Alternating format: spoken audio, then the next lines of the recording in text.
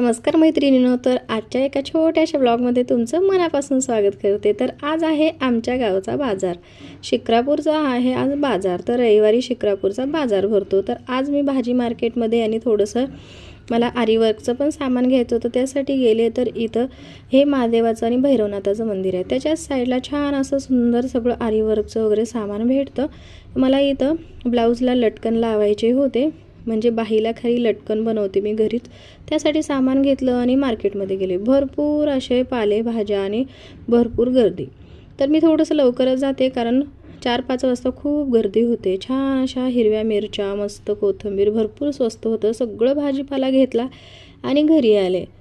बघा, एवढा सगळा भाजीपाला आज थोडासा जास्तच घेतला, कारण हिरव्या भाज्या भरपूर होत्या आणि मुलांना फळं वगैरे जास्त लागतात, म्हणून ते सगळं घेतलं। आणि बाजारात म्हटल्यावर सगळ्या वस्तू आपल्याला एकाच ठिकाणी भेटतात। तर संक्रांतमुळं छान अशा हिरव्या बांगड्याच्या बाया वगैरे घेऊन बसल्या होत्या, त्या हिरव्या बांगड्या घेतल्या।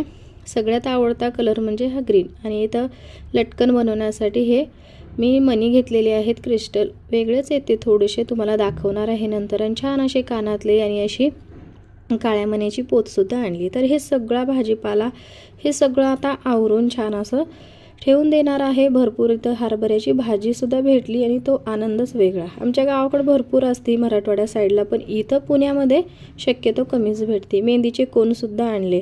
तर हे सगळे आता भाजीपाला मी सगळं ठेवून देणार आहे। एवढे सगळे भाजीपाला म्हटलं की आज मस्त असा झटपट बेत असा बनवला। तर ह्या सगळ्या भाजीपाल्यापासून मस्त व्हेज पुलाव बनवला। तर तीसुद्धा तुम्हाला रेसिपी पाहिजे असेल तर मी नक्की टाकते। आणि ही हरभऱ्याची भाजी बघून असं वाटलं की आत्ताच खावं, पण हे सगळं ठेवून दिलं आणि एवढ्या सगळ्या भाज्या आणल्या, त्यामुळं असा मस्त व्हेज पुलाव बनवला।